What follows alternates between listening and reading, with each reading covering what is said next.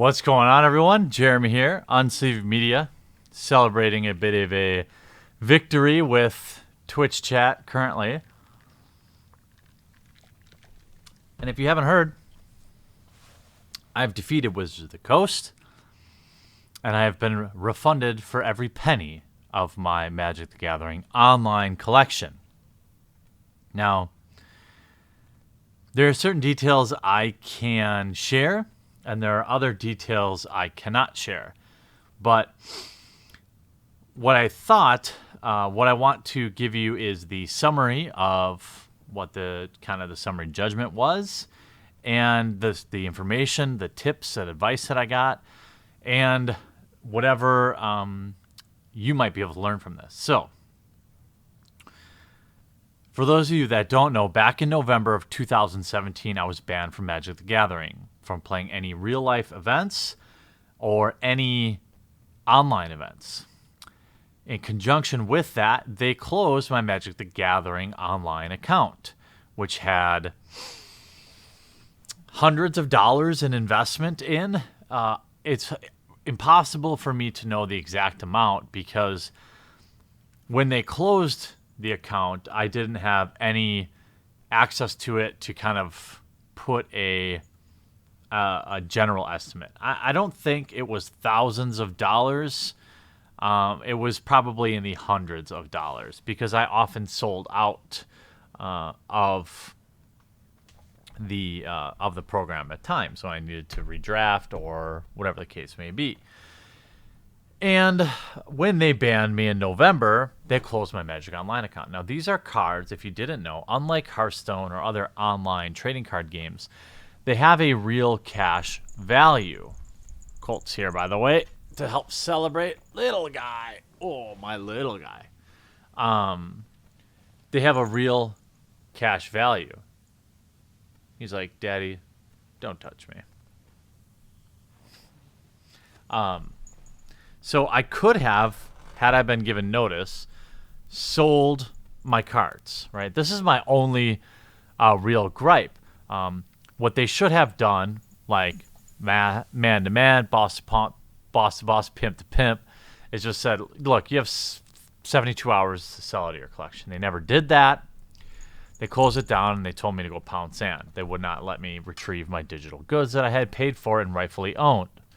Now, as I told everyone when I decided to fight this, that I had spoken to lawyers, and everybody told me the same thing. Everyone pretends, companies that is, that their terms and conditions are legally binding. They are not. They can make you sign anything you want to play their game. That does not mean the terms and conditions are enforceable in the court of law. They just aren't. I mean, if Apple were to say that you have to like give them your liver, and they put it in their some new software terms and agreement, they would have 100,000 people blindly accepting it, and they wouldn't have rightful ownership to people's organs. Terms and conditions are baloney. Now, some things that are in a terms and conditions are legally enforceable, while others are not. And if you are going to give people a digital product in exchange for cash, and that particular product has real-world value, this is theft, in my opinion. Legally, who knows, right? And so I talked to several lawyers who are willing to talk to me just to help inform me of what were my options. And, and a lot of people sent a couple of YouTube lawyers that addressed the case. I spoke to everyone. I didn't say anything publicly because you don't do that when you're in this type of a fight. And I heard from several lawyers face-to-face as well as several online people who had analyzed the situation. And I told all of you, it's not worth litigating.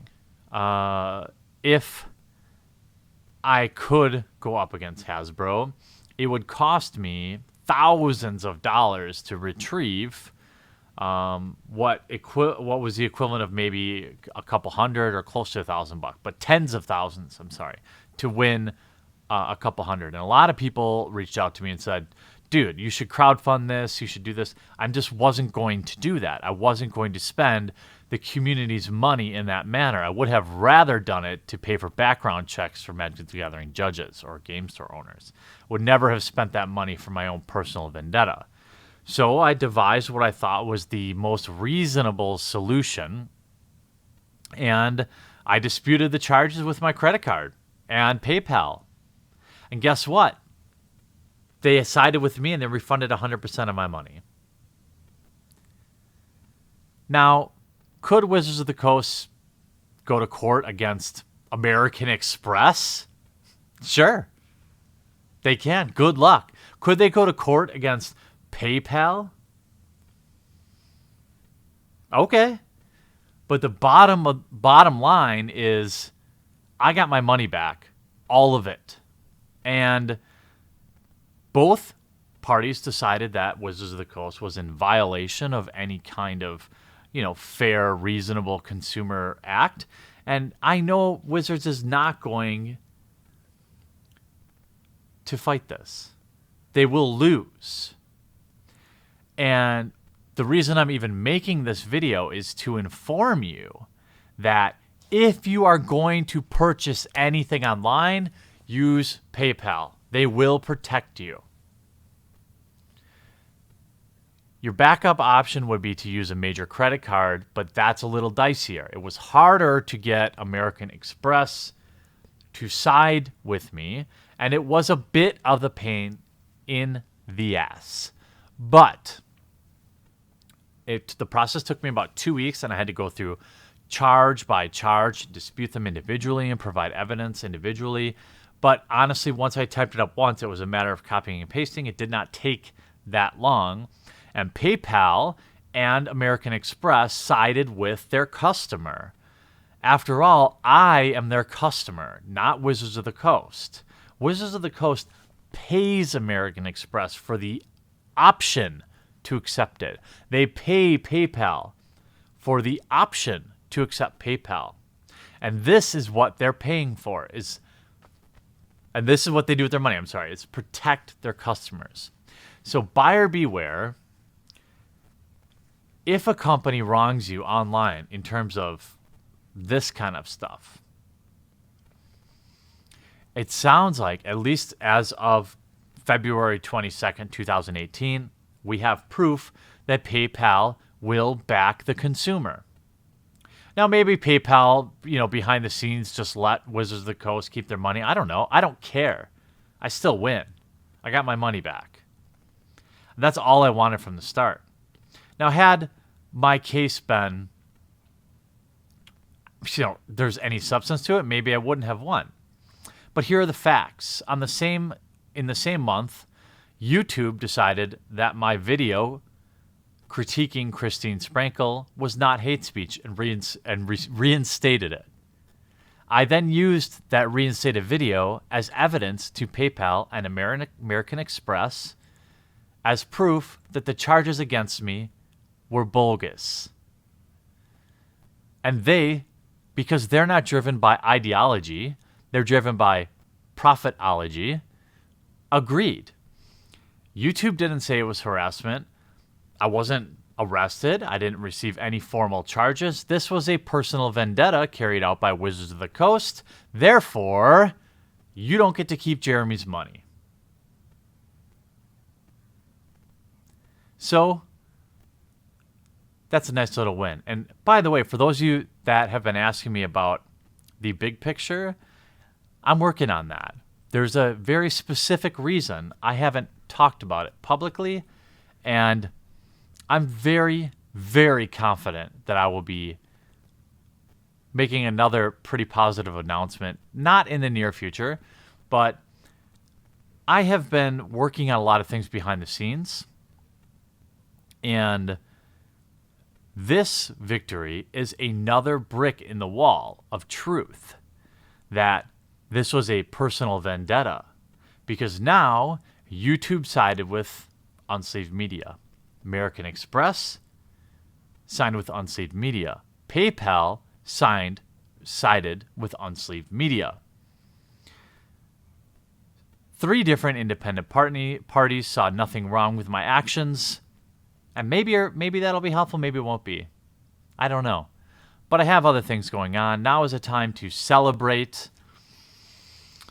Unfortunately, I can't give Wizards of the Coast any credit for righting a wrong. What they should have done in the first place is refunded my money. They should have come up with some fair number, banned me, and then said, "You're banned. Here's a check for $500. This is what we think your stuff is worth. See you later." And I wouldn't have had any complaint. But unfortunately, they're dumb. And they're driven by ideology. And they are one of the worst companies on the planet when it comes to PR. Just look at their fan content policy. This victory would not have happened if it weren't for every one of you encouraging me, cheering me on, giving me the fuel I needed to continue to fight this fight every single day, which has been going on for months now. But I think we can all learn something from it. Use PayPal, and remember that your credit cards work for you. You can go get a credit card from anybody you want, American Express, Visa, MasterCard, Discover, anyone. They know that, and they will work for you. So if you get screwed over by some online company, it may be a bit of a grind. It may be kind of a pain to put the documentation together and send in the emails, but they'll back you. So this is a win for consumers. This is a win for unsleeved media. This is a win for the unsleeved media fan base. So I hope you'll all celebrate it. We're just winning bigly, everybody. We got the background checks. We got our money back. We've got a few more things I'm working on behind the scenes. But thank you, everyone. I hope you enjoyed this little tale. I wish I could be more specific, but I just can't. Hope you have a great day. We'll talk to you again real soon. Thanks for watching, and I hope you enjoyed this video. If you want to be notified the next time I upload a video, make sure you subscribe and take a moment to turn on notifications. If you want to support the cause of this channel, it survives because of the amazing generosity of those that choose to back me on Maker Support. The link is in the description, and hopefully you'll consider backing today.